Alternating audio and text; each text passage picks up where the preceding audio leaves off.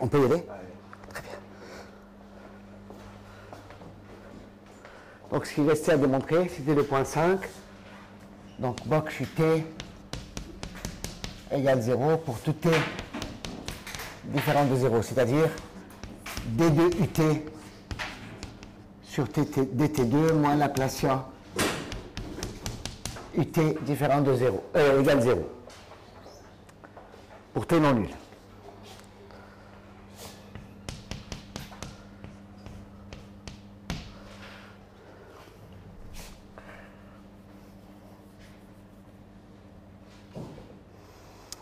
D'accord. Donc, je vais déjà commencer par écrire le Laplacien en coordonnées sphériques.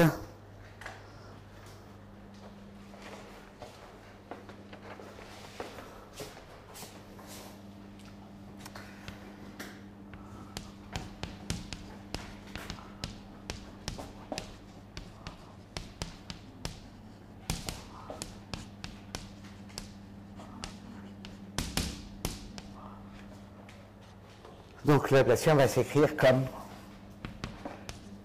d2 sur dr2 plus 2 sur r, c'est la r3.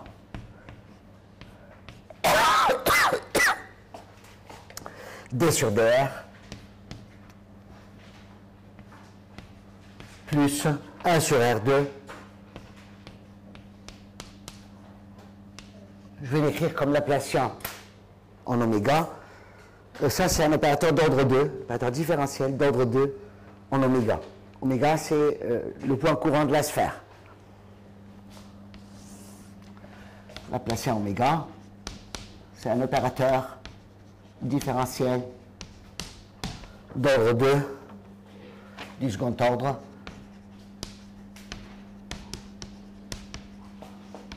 en oméga. Je vous rappelle qu'oméga, c'est ça.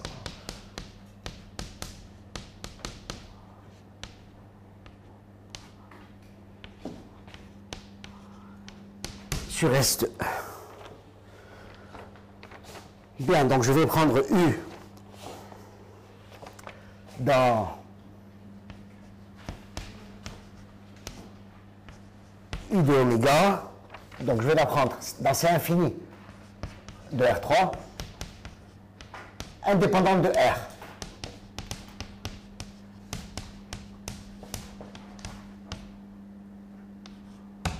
C'est-à-dire que U égale U de oméga. Ne dépend que de oméga. Et on va montrer que l'intégrale sur S2 de Laplacien oméga U de oméga égale tout simplement 0. Et c'est ça qui va nous permettre de justement appliquer, calculer le box. Donc déjà, on applique la formule de Green. Pour cela,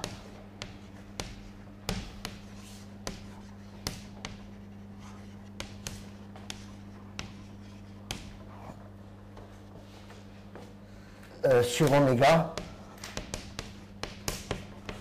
qui est la boule de rayon R.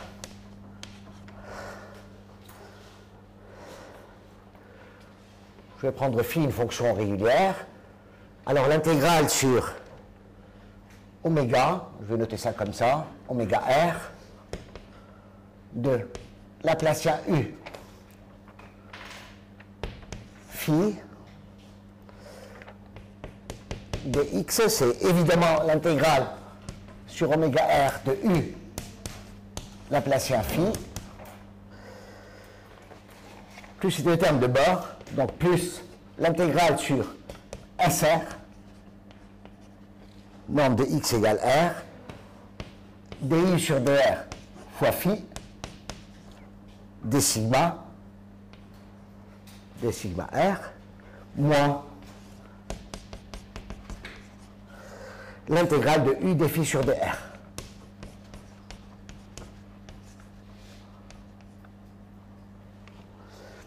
Et vous prenez là-dedans, vous prenez, donc je rappelle que le U ne dépend que de oméga. D'accord? Donc ici, évidemment, ça va être nul.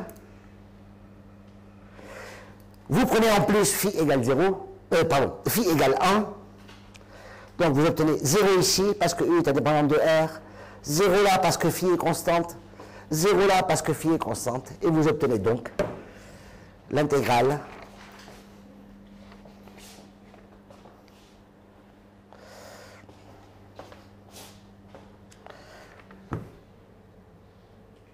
donc ça c'est ce que je veux démontrer, hein. C'est ce que je veux calculer.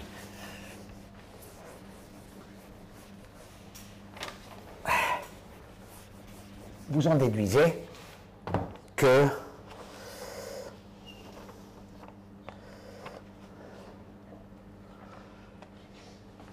avec phi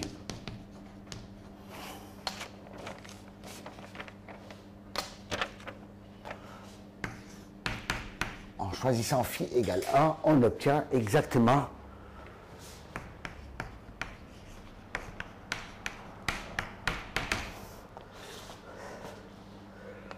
zéro, c'est l'intégrale sur oméga R de Laplacien U dx.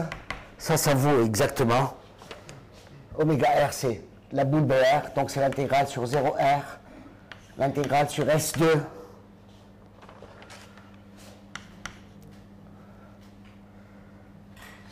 alors je viens d'effacer le Laplacien en coordonnées polaires, c'est du D2 sur DR2, ça vaut 0 puisque U est indépendant de R, D sur DR c'est aussi 0, il y a juste 1 sur R2,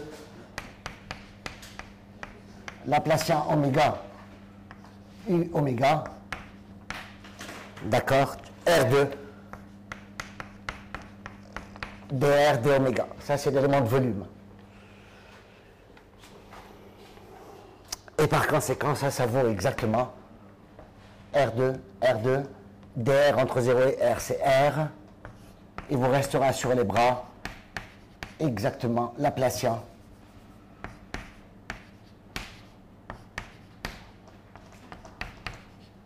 qui vaut 0. Donc l'intégrale de Laplacien oméga U de oméga sur la sphère vaut exactement 0. J'ai intégré ici, j'ai juste intégré. Et utilisé le fait que U est indépendante de R. Donc il y a une partie du Laplacien en sphérique qui disparaît d'elle-même.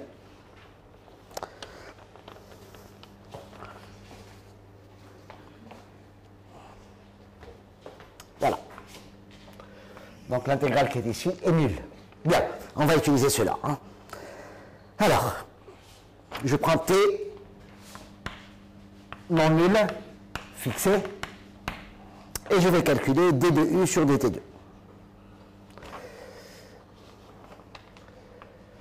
La fonction phi de t oméga, et bien sûr c'est infini, est indépendante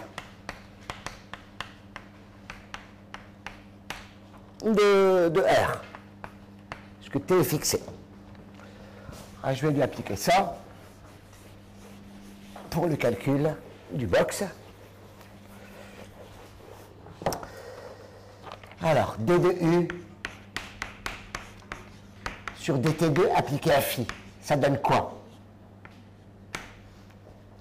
Phi, c'est phi de x, hein.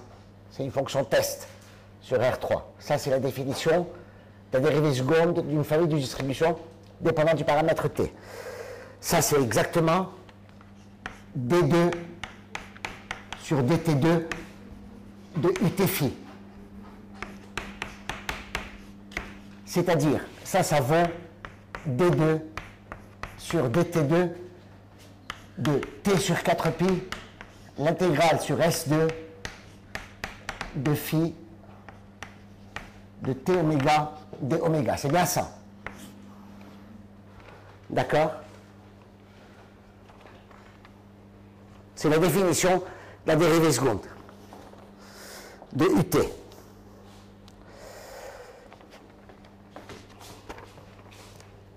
Si vous prenez une dérivée, par exemple, ça vous donne quoi? Une dérivée, ça vous donne 1 sur 4pi plus 1 sur 4pi fois l'intégrale, plus t sur 4pi, l'intégrale de d sur dt de phi de ceci. D'accord?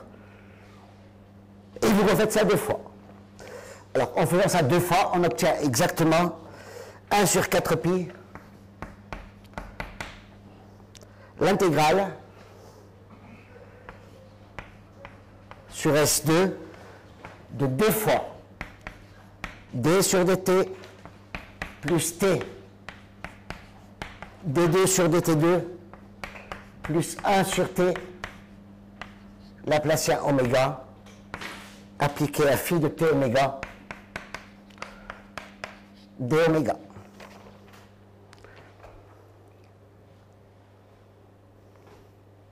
C'est un calcul, c'est une dérivée seconde.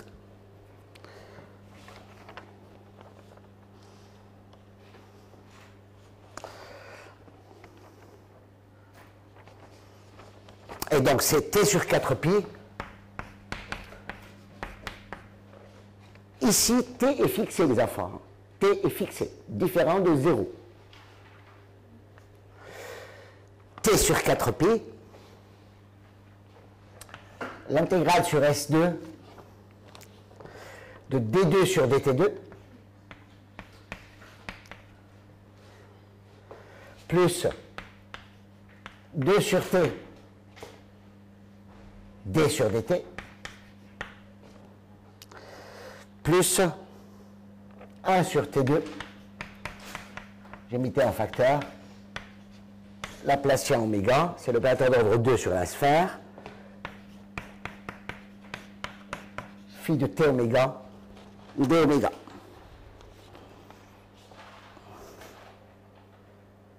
T est fixé différent de 0.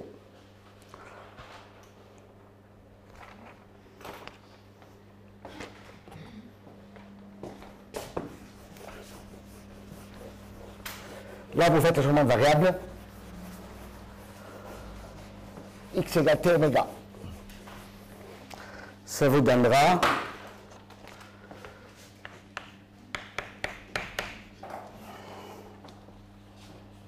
exactement T sur 4 pi. Ça, c'est Laplacien en x calculé sur phi de x d oméga, c'est-à-dire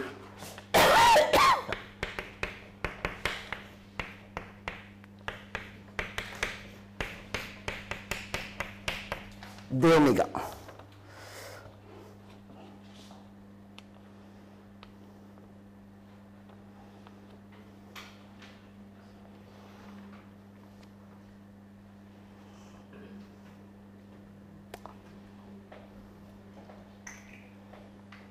D'accord? C'est-à-dire, tout simplement, zut, T sur 4 pi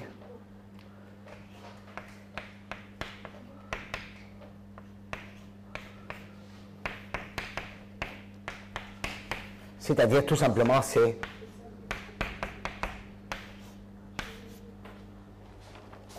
UT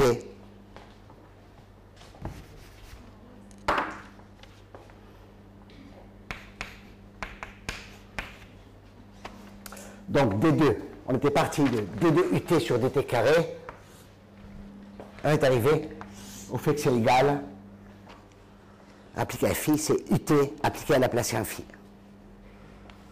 D'accord? Évidemment, T est fixé ici. Hein. Évidemment, ça vaut. Ça c'est. T est fixé ici. Ça, c'est le crochet de dualité d'D de R3. Ça, c'est une dérivée d'ordre 2 de la fonction phi dans R3. Donc, cette dérivée va passer à gauche, à 2 reprises, donc moins, c'est un plus. Donc ça, c'est exactement Laplacien UT appliqué à phi. Même crochet de dualité D'. Donc du coup, DD UT sur DT2 appliqué à phi vaut Laplacien UT appliqué à phi, quel que soit phi, dans C0 infini de R3. Alors, Maintenant, on est prêt à écrire la solution de l'équation des ondes homogènes. Théorème.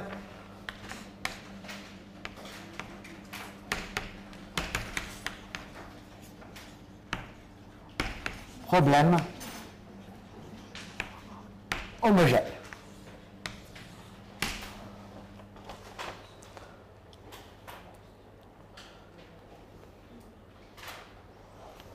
Alors on prend deux données initiales.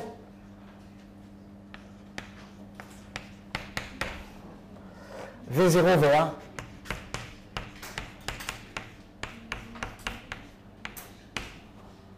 Deux distributions sur R3. Je prends le cas général ici. Alors, le problème de Cauchy.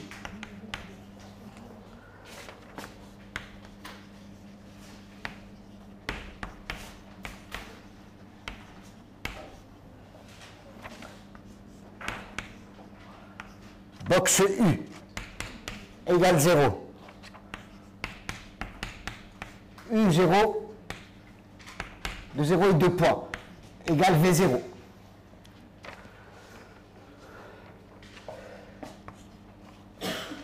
DU sur DT de 0 et 2 points égale V1. Admet une solution entre parenthèses unique U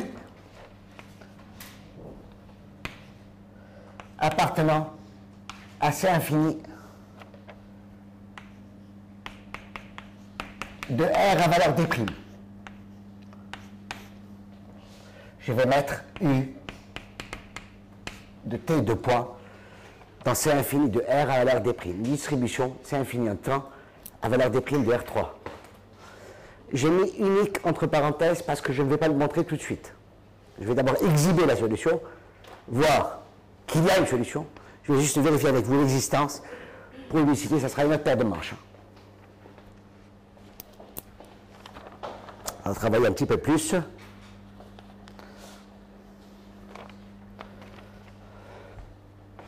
C'est pas tant cet aspect de l'affaire qui nous intéresse. Bon, il y a une solution, c'est très bien. L'unicité, bon, ça va être fait, il n'y a pas de doute non plus. Ce qui nous intéresse surtout, ce sont les propriétés de la solution qu'on va voir ensemble tout de suite après.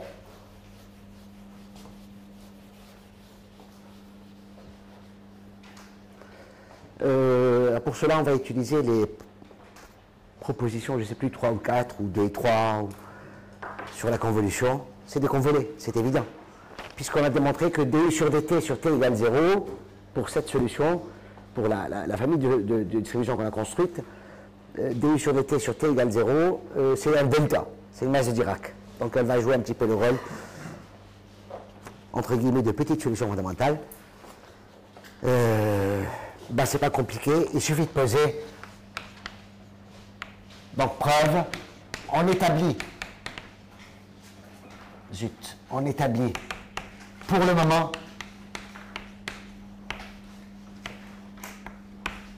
seulement l'existence.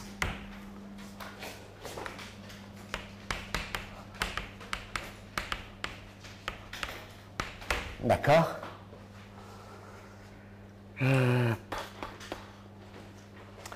Pour cela, on va peser, on buzz, on choisit U égale U de T 2 points égale grand UT qu'on voulait avec V1 plus DUT sur DT qu'on voulait avec V0. D'accord ? Et là, ça fait l'affaire. Ça fait l'affaire, pourquoi? Parce que, attention, V0 et V1 sont deux distributions en X. Sont dans D' de R3. UT, c'est la distribution qu'on a définie tout à l'heure. C'est la famille de distribution.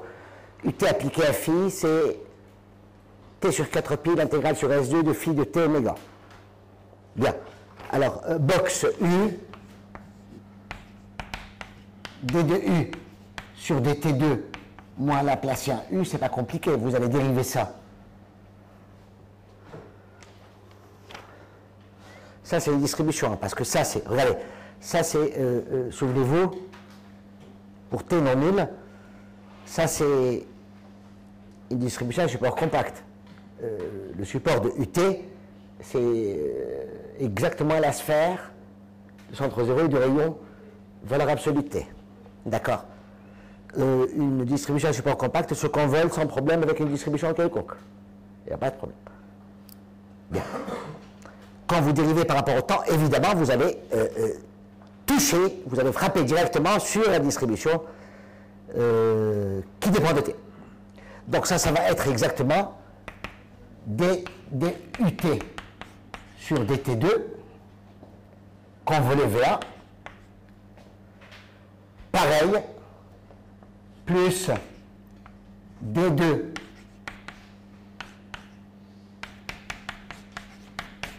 sur dt2 dUT sur dt convolé V0 moins le reste, moins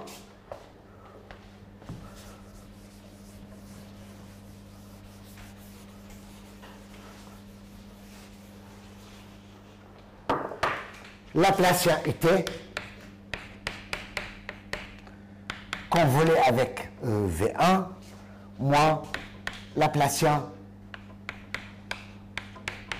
dUT sur dt convolé avec V0. Évidemment, le d sur dt va commuter avec des Laplaciens. Là aussi, vous pouvez laisser uniquement une dérivation et rentrer l'autre, et vous allez avoir ceci. Par exemple, le premier terme est nul, parce qu'on a déjà démontré que d2 carré ut sur dt2 moins Laplacien est nul. D'accord. Donc c'est la somme de deux termes qui sont tous les deux égaux à 0. Bien sûr, U de 0 et 2 points, c'est qui? C'est U0 convolé avec V1, U0 égale 0. du sur dt, dut sur dt en t égale 0, c'est delta. C'est V0. Et dut sur dt en 0,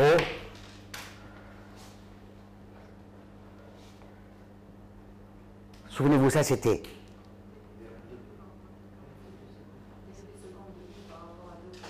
c'est 0. Et dut sur dt, c'est delta. En t égale 0, c'est delta. Donc c'est V1. Donc c'est juste ce qu'il faut. C'est juste ce qu'il faut.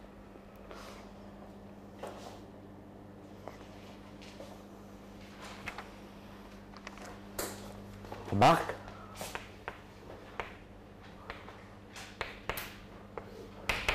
Si les données initiales sont meilleures, la solution sera meilleure.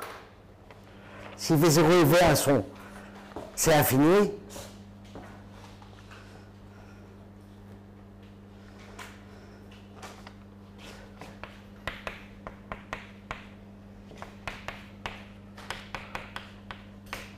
alors U, la solution U,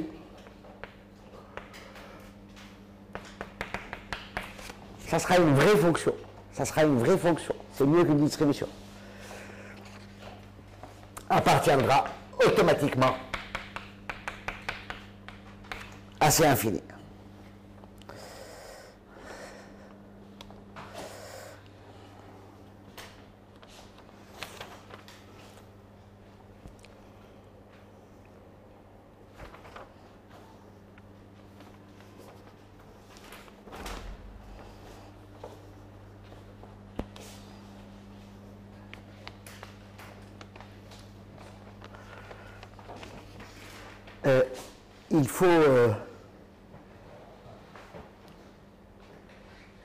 Il faut déjà voir à quoi correspond ce terme-là, par exemple. Le tester sur de vraies fonctions, V1 et V0. Et vous allez voir que ça vous redonne une idée que vous connaissez peut-être déjà sur la solution de l'équation des ondes. D'accord. C'est toujours ça se présente comme ça, sous une forme de convolé en fait, une somme de deux convolutions. De toute façon, ça va se voir sur le résultat suivant.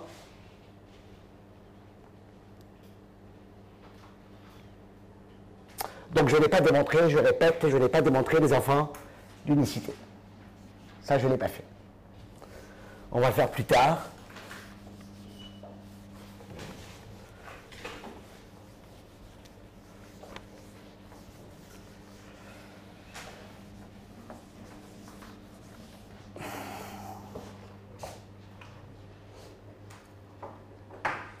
Propriété de la solution.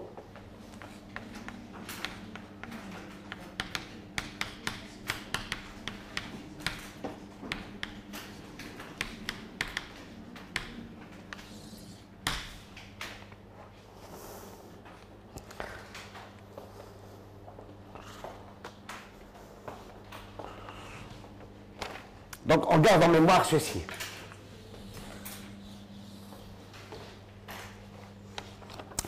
Alors petit a,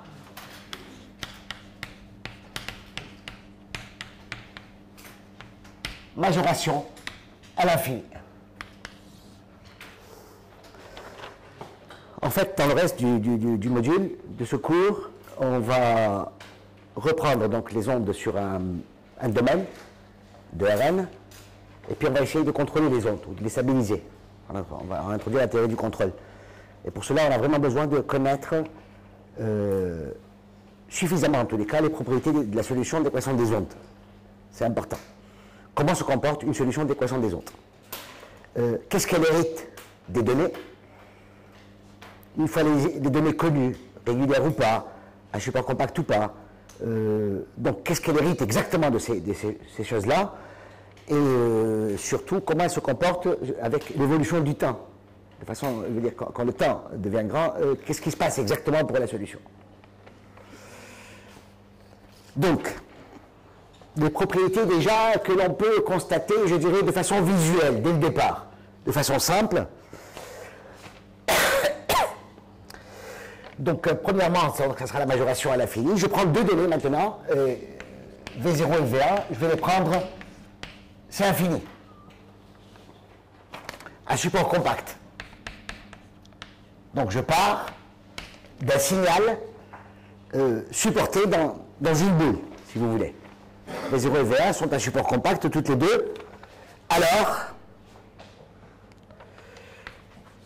donc si V0 et V1 sont C infini à support compact, alors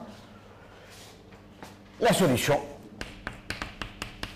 est majorée. Je sais que c'est une fonction C infini. Je sais déjà que la solution, si les deux données sont C infini, la solution, elle est C infini sur R4. R en temps croix R3. La solution elle est C infini. De plus, elle est bornée. Et elle est bornée par une constante divisée par T, pour T plus grand que 1. Donc le signal s'estompe avec le temps. Ça, c'est le sup. Évidemment, quel que soit X, dans R3, où C, la constante C est connue, hein, à partir des données initiales. Je vais être précis, je veux dire, c'est pas trop grave, mais c'est mieux si on connaît. dxj V1 en norme L1, je crois, plus la somme de A à 3 dx alpha V0 en norme L1 aussi,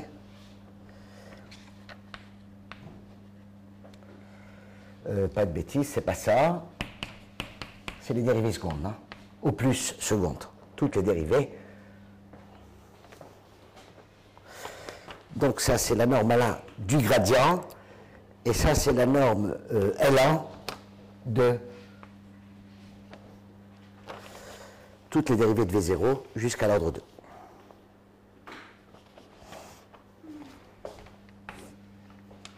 Ce sont les quantités qui sortent naturellement dans l'estimation de l'intégrale.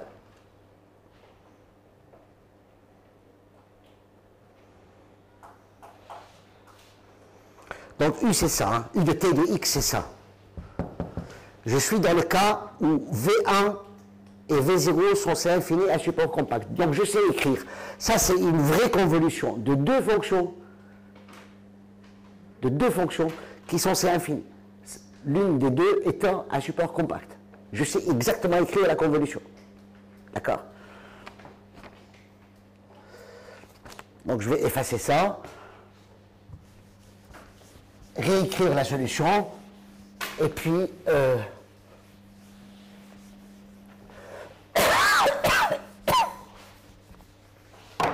donc ut de x, c'est, j'avais dit, ut sur, donc ut est convolé avec V1,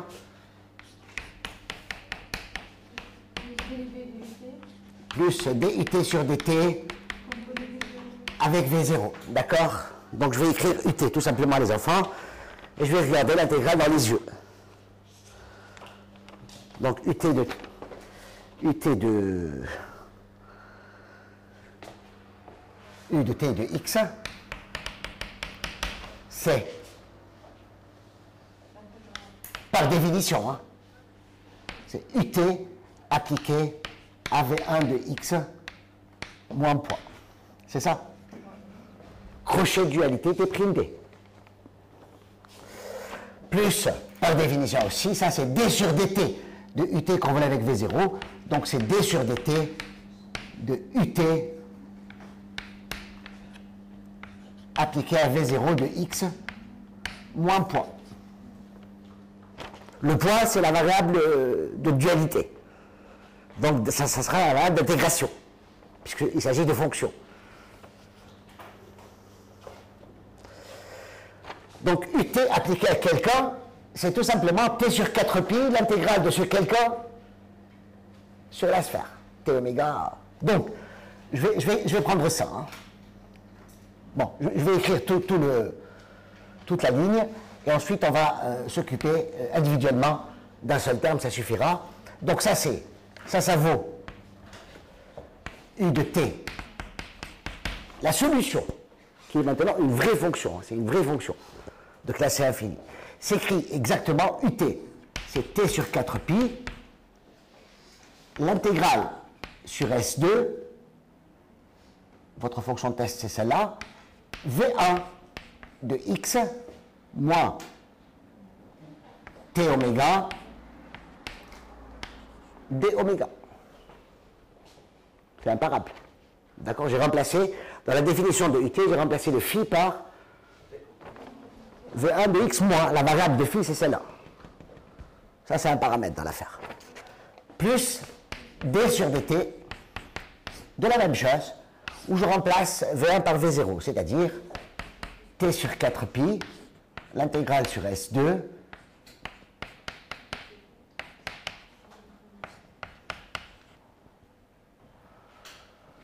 voilà. T sur 4pi, l'intégrale de V1, plus 1 sur 4pi, l'intégrale de V0,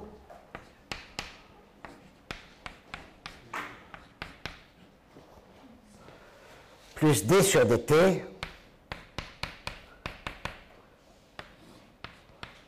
c'est bien ça. Je dérive à l'intérieur de l'intégrale. Je l'intègre sur un compact, hein, une fonction régulière. Donc d sur dt de V0 de x moins t oméga d oméga. D'accord? Ça, j'ai pas trop le choix.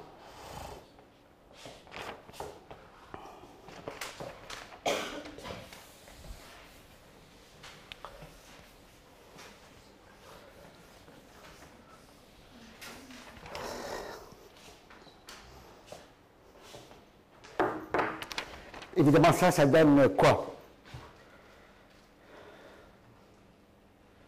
Quand vous dérivez une fonction comme ça, attention, hein, c'est ici, le x moins t oméga, c'est un vecteur à 3 coordonnées. C'est x1 moins t oméga 1, virgule, x2 moins t oméga 2, virgule. D'accord? Donc, quand tu dérives par rapport à t, c'est une dérivée composée. Donc, c'est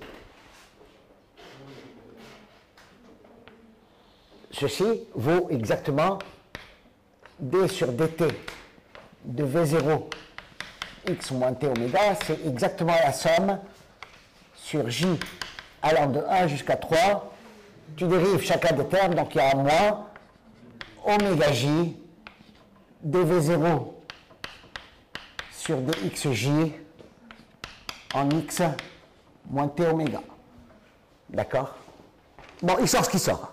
Il sort ce qui sort. Ça n'a aucune importance. Ça, vous le gardez. De toute façon, l'examen de ces termes-là, chacun de ces termes-là, est équivalent. On va juste regarder le premier. Le comportement est exactement le même, sauf qu'ils vont cracher des estimations différentes. Mais le comportement est le même. Alors, par exemple, le premier, on examine seulement le premier terme. Les autres vont donner des termes équivalents. Sauf que, vous voyez qu'ici, par exemple, je vais avoir une dérivée première de V0, donc je vais avoir, évidemment, à majorer par des dérivées d'ordre supérieur. Alors, t sur 4pi, le premier terme, c'est t sur 4pi, l'intégrale sur S2 de V1 x moins t oméga d'oméga. On va l'écrire comme...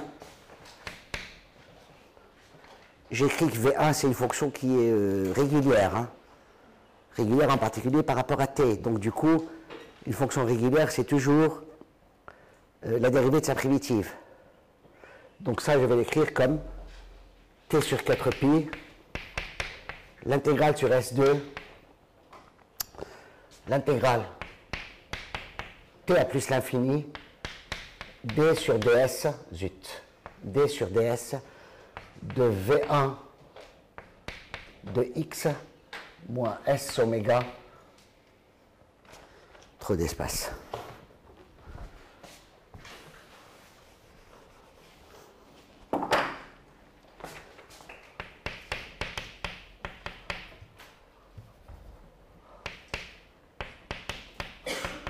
T sur 4pi, l'intégrale sur S2 de d sur ds, l'intégrale de t à plus l'infini,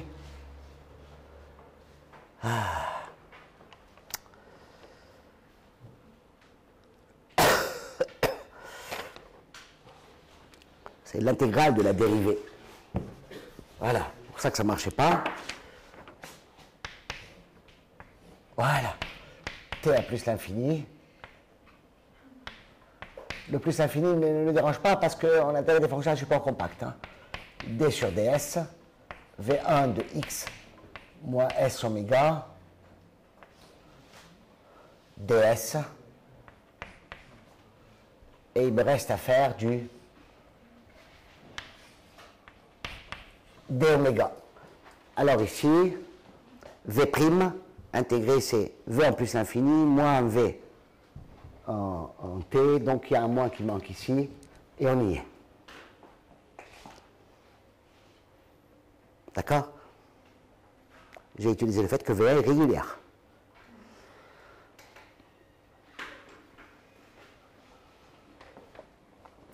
Et je dérive. Je dérive donc. Ça vaut exactement. Alors, d sur ds de V1 de x moins s oméga, c'est la somme sur j allant de 1 jusqu'à 3 de oméga j moins oméga j dv sur dxj. C'est bien ça. Moins par moins, ça fait plus. Donc t sur 4pi,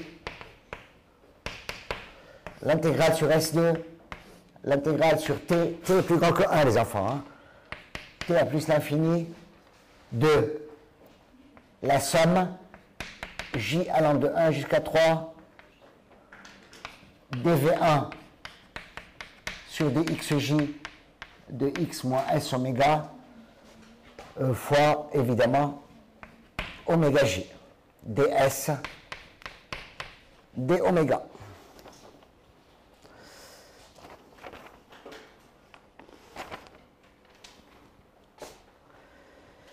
Évidemment,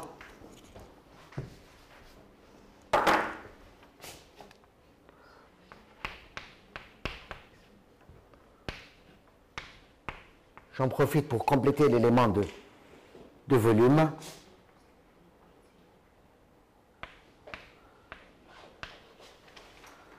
D'accord? Et je majore à froid. Je majore brutalement. Je veux dire, c'est vraiment il n'y a pas de maths. On passe un module.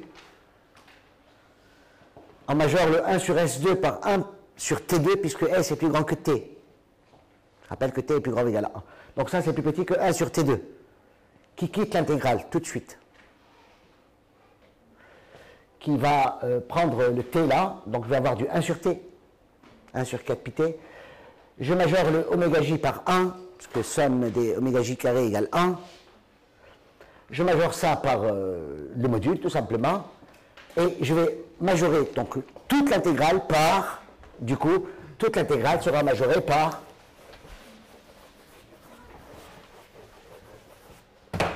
UT, où est-ce que j'en étais? Donc UT appliqué à V1,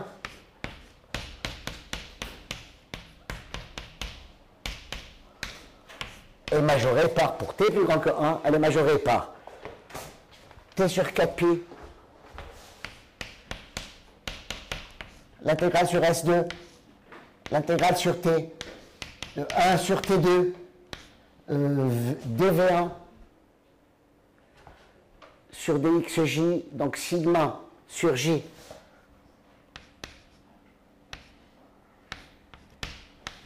dv1 sur dxj, de x moins s oméga, S2 ds d oméga. C'est-à-dire, c'est plus petit que T2, T, 1 sur 4 pi T, l'intégrale sur S2, l'intégrale sur, je peux majorer par R+, la somme de J égale 1 à 3, dv1 sur dxj, x est fixé là-dedans. Donc vous majorez par, la mesure est invariante par translation. Donc vous oubliez le x, vous oubliez le moins s oméga, donc s oméga, j'en suis où là les enfants, ds s2, ds d oméga. Ça c'est exactement la somme 1 sur 4 pi t, la somme j égale 1 à 3 de la norme là de dv1 sur dxj. Norme 1 sur, évidemment, sur R3. Et ça c'est borné parce que V1 est à échafouillage port compact. Voilà, donc les premiers termes, on s'en tire comme ça. Pour les autres termes, c'est exactement le même topo, les enfants. Ici c'est encore mieux parce que finalement, il n'y a pas de T. Ici, c'est encore mieux, il n'y a pas de T. Hein. Donc, vous avez gagné un T.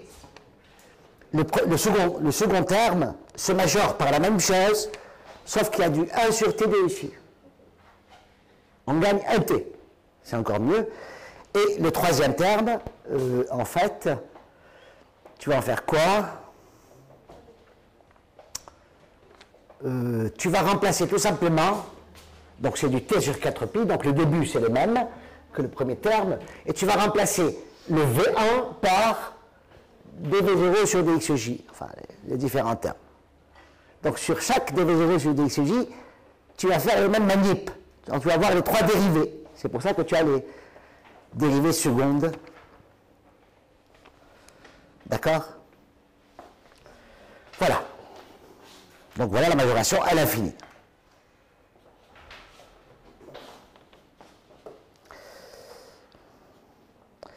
Les deux dernières propriétés que je voulais exposer ici, du moins pour aujourd'hui, c'est la propagation à vitesse finie et le principe de Huygens.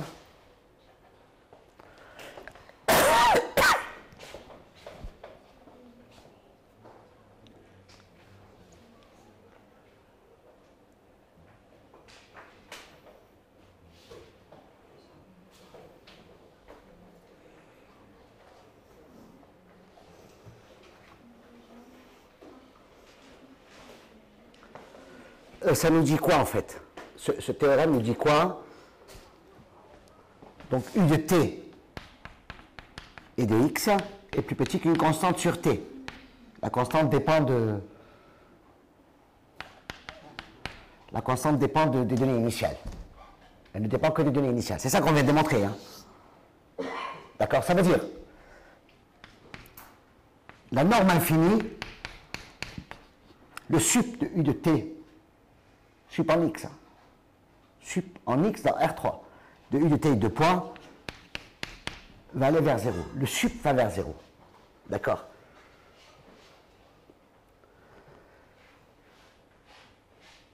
Ça veut dire qu'en module, en fait, la solution est de plus en plus petite. Elle tend vers 0 comme 1 sur t. Mais attention, elle tend vers 0 comme 1 sur t, ça ne prouve rien sur la masse. La masse, moralement, c'est quoi? C'est la norme L2. On peut avoir des fonctions comme ça, dont le sup tend vers 0, mais dans la norme L2, elle peut être conservée.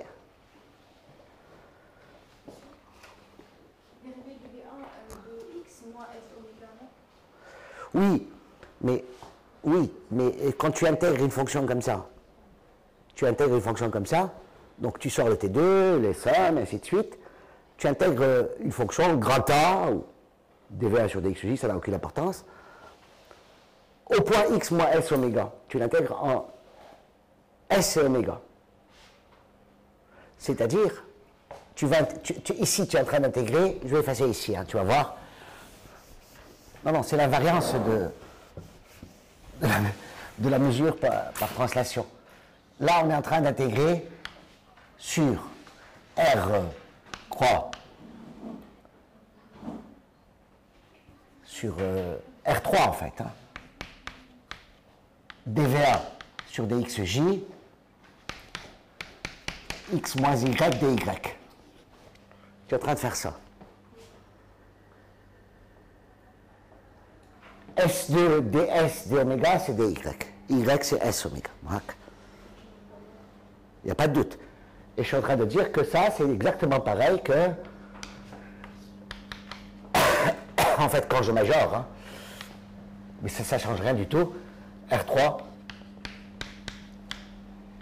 de xj de y dy. C'est ce que je suis en train de dire. Bien sûr, le x, on s'en fout. C'est une translation. Une fonction et sa translatée, elles ont la même norme. LP. C'est imparable. Bien entendu. C'est l'invariance de la mesure de y de Lebesgue par translation. Donc, attends, tu m'as un tout petit peu perdu ici. Je voulais dire quoi? Voilà. C'est que la norme sup de la fonction à t fixée, la norme sup en x, tend vers 0 lorsque t va vers l'infini. Lorsque les données initiales v0, v1 sont, c'est infini à support compact, c'est important. Cette norme sup tend vers 0. Mais vous savez très bien que, je donne un exemple, la norme sup pour une onde, ça ne veut pas dire grand-chose. Ce n'est pas, je dirais, c'est presque pas une quantité physique. Vous avez des fonctions comme ça, à l'instant t, elle est comme ceci, à l'instant t plus je ne sais plus quoi, 2t, elle est comme ça, à l'instant nt, elle est comme ceci. Et vous voyez que la norme sup tend vers 0.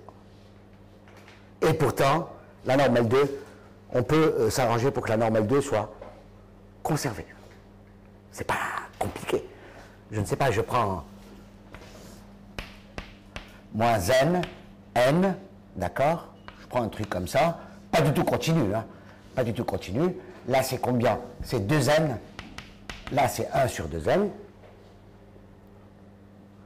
Vous augmentez n, ça va faire ça. Et vous voyez bien que l'intégrale reste la même.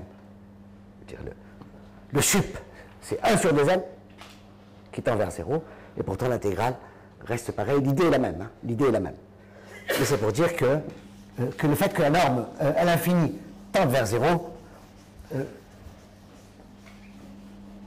ne doit pas cacher que certaines autres normes, certaines autres quantités qui sont plus physiques, plus pertinentes, elles sont conservées avec le temps. Alors, la seconde propriété, petit a, petit b, c'était quoi déjà? Ah, la propagation à vitesse finie. Propagation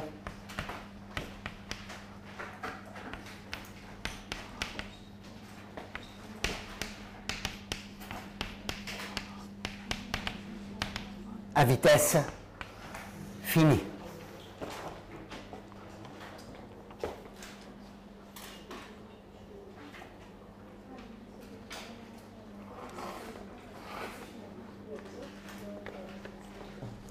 Vas-y, quelle est ta question?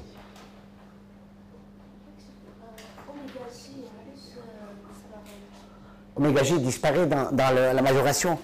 Oméga, c'est un vecteur de S2. C'est un point de S2. Donc, il est de norme 1. Donc, oméga 1 carré plus oméga 2 carré plus oméga 3 carré égale 1. Donc, chacun est plus petit que 1 en valeur absolue. Du coup, il disparaît à la première majoration. Je vais prendre V0, V1. Les deux données initiales, c'est infini à support compact. Et je vais supposer que support de V0 et support de V1 sont tous les deux contenus dans la boule de R3 de centre 0 et de rayon R. D'accord?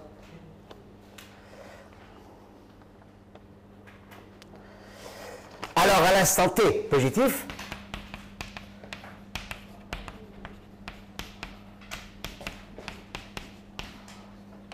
le support de U, de la solution U, support de U, de T et de X, je répète, dans ce cas, la solution est une vraie fonction, c'est infini. D'accord? On ne parle pas de distribution. C'est une vraie fonction. Support de U, de T et de X est contenu dans la boule de rayon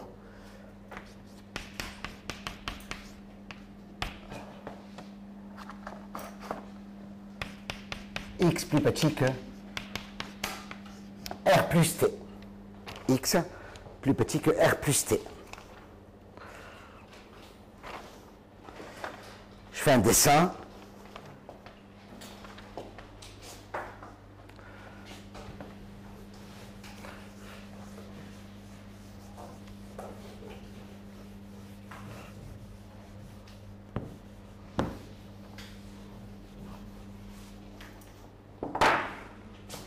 Donc à l'instant T, si les deux données initiales sont supportées dans la boule de rayon R, à l'instant T, la solution, l'instant T pile, en espace, la solution est supportée dans la boule de rayon R plus T. Ça veut dire que c'est pas compliqué. Si on envoie un signal, pour moi, c'est un signal acoustique, c'est un signal vibratoire, c'est quelque chose qui est modélisé, qui est transporté par l'équation des ondes. Donc une onde. Si on envoie une onde à partir d'une boule de rayon R, si on est à une distance donnée, il faut attendre un certain moment avant que le signal arrive à l'observateur. C'est pas compliqué parce qu'à l'instant T, de toutes les façons, le signal n'a pas quitté la boule de rayon R plus T. Ça se dessine comme ça. Imaginez que votre signal, il part de BR. L'observateur se trouve à cette distance-là, D, du centre, de l'origine. De toutes les façons, à T positif, la solution, elle est supportée ici. Le support de U, à l'instant T, support de U, et quand je parle de support de U, les enfants, c'est le support de U. Évidemment en X. Évidemment en X. D'accord? Donc, à l'instant T, de toutes les façons, votre fonction, votre solution, votre onde, elle est supportée dans la boule de rayon R plus T. Donc, il faut attendre un moment, en fait, des secondes, je dirais, avant d'apercevoir, de détecter l'onde. Pourquoi c'est vrai ça déjà? Il faut réécrire. Donc on peut le dessiner comme ça aussi. Donc ça c'est R3. Il faut un peu imaginer R3. Ça c'est l'axe du temps. Ça c'est votre boule BR. Ce que vous dit le théorème, c'est que ça c'est un cône droit. Ça veut dire que ça c'est 45 degrés. D'accord?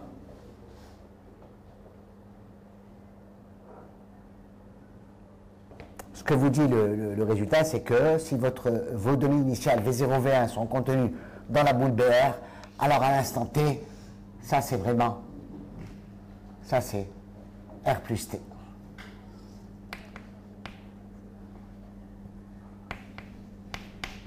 Voilà. Votre solution, elle ne va pas plus loin que ça. Elle n'est pas détectable en dehors de ce code. À l'instant T positif, la solution est nulle en dehors de ce code. C'est le cône futur. Aussi appelé cône de lumière. En dehors du cône, de toutes les façons, l'onde n'est pas détectable.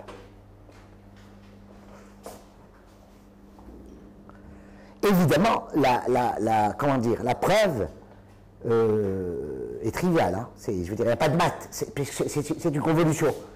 Je sais que U de T de X, c'est UT convolé avec, je ne sais plus moi, c'était V0, V1, plus DUT convolé avec V0, c'est ça? D'accord. Les deux termes se comportent de la même façon. Ça, c'est un produit de convolution. À T fixé. À T fixé, ça, c'est une vraie distribution en X. Je sais que la convolée est supportée par la fermeture de la somme vectorielle des supports. C'est ça. C'est-à-dire le support de UT. On va régler ça tout de suite. Le support à T fixé, T positif fixé, je sais que le support, bien sûr le support en X, de UT convolé avec V1 est contenu dans le support de UT plus le support de V1, clac. Je n'ai même pas besoin de faire ça, parce que les deux supports sont compacts. V1 est choisi, un support compact. UT, je sais qu'elle est un support compact. C'est la sphère de rayon T. Donc ça c'est exactement, je fais la somme vectorielle de deux compacts dans R3, donc c'est la même chose, c'est enfermé. Ça c'est exactement quoi donc? ST plus, c'est bien ça, c'est la sphère de rayon T. Et ça c'est contenu dans BR. Du coup, ça c'est contenu dans BR plus T.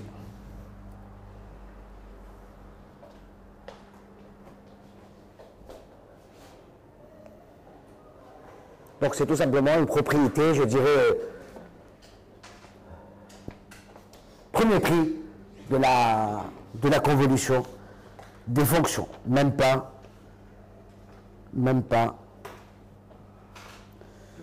des distributions. Yeah. Oui. Inclus que x appartient à R droite et que le valeur absolue de x inférieure à R plus t. Le R, je pense, c'est l'espace. Bien entendu. Ah bah non, il faut bien voir. Tu es d'accord avec ça? UT, U indice T, je rappelle que UT est une famille de distributions indexée par paramètre T, c'est une famille de distribution sur R3. Une famille de distribution sur R3. Elle agit en X. Donc, d'ailleurs, je l'ai écrit, support en X. D'accord? Cette convolution, je la calcule dans R3. T est fixé ici. Oui, mais vous avez écrit alors à l'instant T. À l'instant T fixé, oui. C'est du temps. À un certain sens, c'est du temps. Bien entendu, bien entendu. Bien entendu. C'est du temps. R, c'est de l'espace. Bien sûr. Comment un support qui est la somme Ah bah oui, bah c'est ce que j'ai décidé ici. Tu as tout à fait raison. C'est ce que j'ai décidé ici. À l'instant T égale 0, le signal initial est supporté dans la boule de R. C'est comme si tu veux, tu jettes une pierre, souviens-toi. Hein. propagation avec une vitesse 1. Absolument, j'ai pris le cas de la vitesse 1, bien entendu. Bien entendu, puisque j'ai écrit mon Laplacien, mon box. C'est bon, nous avons besoin de mettre La vitesse, bien entendu, bien entendu. Mon box, je l'ai écrit comme dt carré moins Laplacien. Si la vitesse c'est c, c'est cd dt carré moins Laplacien. Donc évidemment, ça change. Bien entendu, c'est pour ça que j'ai dit, attention, c'est pour ça que j'ai dit, là c'est un code droit. Ça c'est la vitesse. Elle est là. C'est ça qui détermine la vitesse. C'est cet angle-là. Donc, effectivement, bien sûr. Mais à l'instant T, tu es sûr que l'onde est supportée dans BR plus T. Ce que je veux dire, c'est qu'en dehors de ce code-là, tu ne vois pas. L'onde est nulle. Tu ne vois rien du tout. Donc, à l'instant T, ici fixé, ça c'est T, en dehors de cette boule-là, BR plus T, tu es sûr que U de T 2 points égale 0. Tu es sûr de cela. C'est parce que c'est une convolée, ni plus ni moins.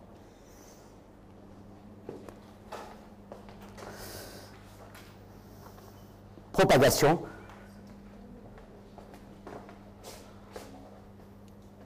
À vitesse. Voilà. Propagation à vitesse finie. Donc, tu ne peux pas t'attendre à ce qu'une onde issue d'un univers, d'une zone localisée, tu ne peux pas t'attendre à ce qu'elle soit détectable dans tout l'espace pour T positif, strictement. Il faut attendre un certain moment pour voir arriver l'onde. On oublie ça. Mets-toi sur une surface, un plan d'eau, tu jettes une pierre, tu sais qu'il y a une onde qui se forme. Il est évident que quand tu jettes une pierre à un endroit, donc le signal part de ce point-là, tu es un peu loin, tu dois attendre un petit moment avant que l'espèce de vague qui se forme arrive à toi. Il y a un moment où l'onde a besoin de parcourir pour arriver jusqu'à l'observateur. Parce que la propagation se fait à vitesse finie. Nous sommes d'accord? Alors, par expérience, je reprends l'affaire de la pierre, tu jettes la pierre, tu attends quelques minutes ou quelques secondes, l'onde va arriver, la petite vague va arriver, elle va te dépasser, ensuite tu ne vois plus rien. Nous sommes d'accord, tu ne vois plus rien. Ben c'est pareil, on va aussi mettre en place le même phénomène. Donc ici,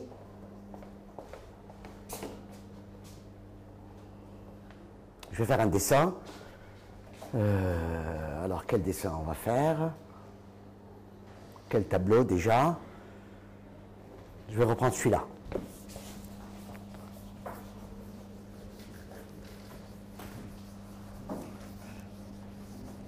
Ça c'est typique à la dimension 3. Ça c'est typique à la dimension 3.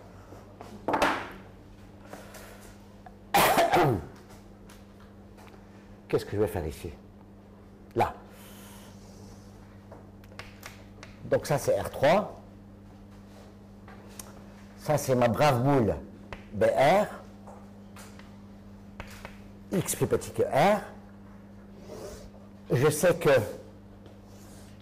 lorsque les solutions, les données initiales sont supportées dans la boule BR, à l'instant T strictement positif, il ne se passe rien en dehors de la boule BR plus T. La solution est nulle. Le support en X de la solution, il est contenu dans la boule de rayon R plus T. Ça, c'est imparable. D'accord? Donc ici, U égale 0. Le temps, il roule dans ce sens-là. Hein. Ça, c'est le cône futur. T, il roule comme ça. U égale 0 là et là. En plus, en dimension 3, en plus, vous êtes à un endroit de l'espace. Alors vous êtes sûr d'une chose, c'est que c'est mal fait ça. Je vais tricher un tout petit peu.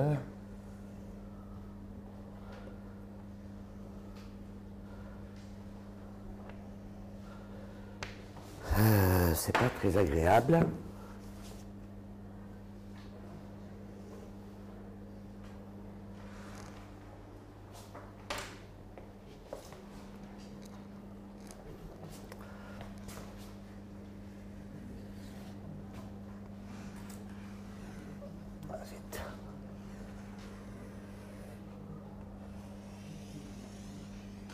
Voilà, on s'en sort.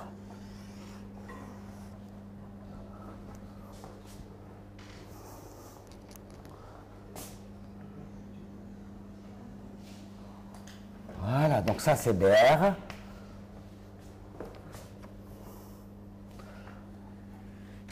Voilà. Donc ceci est le cône futur. Le cône futur, c'est ça.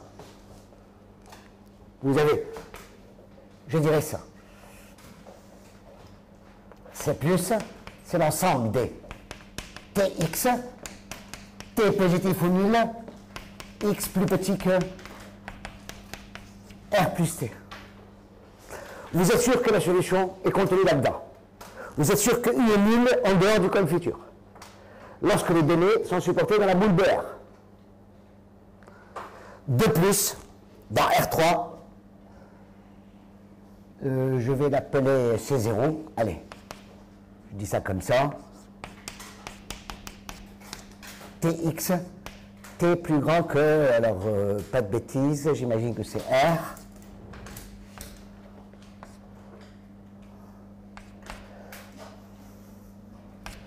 X plus petit, alors j'ai pas envie d'écrire n'importe quoi. Ce que je vais énoncer, c'est que la solution, je sais qu'elle est nulle là, en dehors du cône futur, cône de lumière, elle est aussi nulle ici. Donc, quand tu es à un endroit de l'espace, tu ne bouges pas. On lance un signal à t égale 0, un signal à support compact, V0 et V1. Tu dois attendre un moment avant de percevoir le signal, primo, et secondo, à partir d'un autre moment ultérieur, tu ne perçois plus aucun signal. Donc pour T, quand tu es ici, tu es à distance, je ne sais plus quoi, tu dois attendre un premier moment T1 pour percevoir le signal, et ensuite il y a un T2 plus grand que T1, à partir duquel tu ne perçois plus rien du tout. Zéro. L'onde est déjà passée. L'onde est plus loin. Parce que tu comprends que ce cône-là, le cône supérieur ici, si on descend toute la figure ici, si on la descend, le cône, tu montes le temps, l'intersection du cône avec T égale constante, c'est nul. De rayon de plus en plus grand. Donc le rayon est de plus en plus grand, ça veut dire que où que tu sois dans l'espace, à partir d'un certain moment, tu es sûr d'avoir U égale 0. Et définitivement. Donc, principe de Huygens, je vais l'écrire de façon explicite, tu vas comprendre. Principe de Huygens.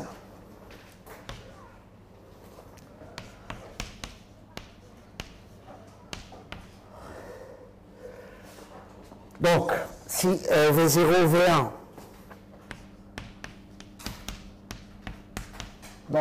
sont dans C infini de R3, avec support de VJ dans BR, boule de rayon R, centrée à l'origine,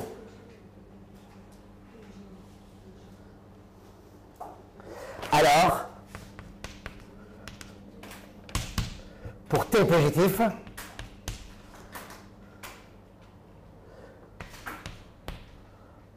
on a support de I de t de x est contenu dans l'ensemble des x tels que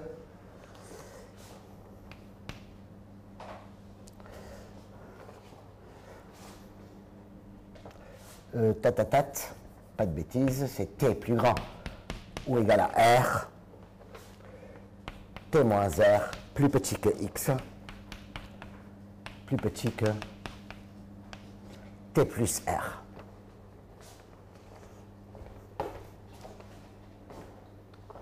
Ici, c'est t égale r. Là, c'est x. Là, c'est x plus petit que t plus r. Là, c'est x plus petit que t moins r. Pour t plus grand que r, ce code-là, c'est x plus petit que t moins r. Donc, en réalité, dès que tu dépasses t égale r, ta solution, elle est nulle là. Le cône intérieur, elle est nulle dans le cône extérieur, l'extérieur du cône de lumière, et donc elle est supportée uniquement. D'accord? Elle est supportée dans module de x plus grand que t moins r, plus petit que t plus r. Quand tu es à un endroit fixe, tu attends pour voir passer l'onde. L'onde va passer pendant un certain moment et puis elle sera passée et définitivement passée. Ça veut dire qu'à partir de si t moins r est plus grand que x, c'est mort. Lorsque x est fixé, si t est plus grand que x plus r, c'est mort. C'est fini, tu ne vois plus rien.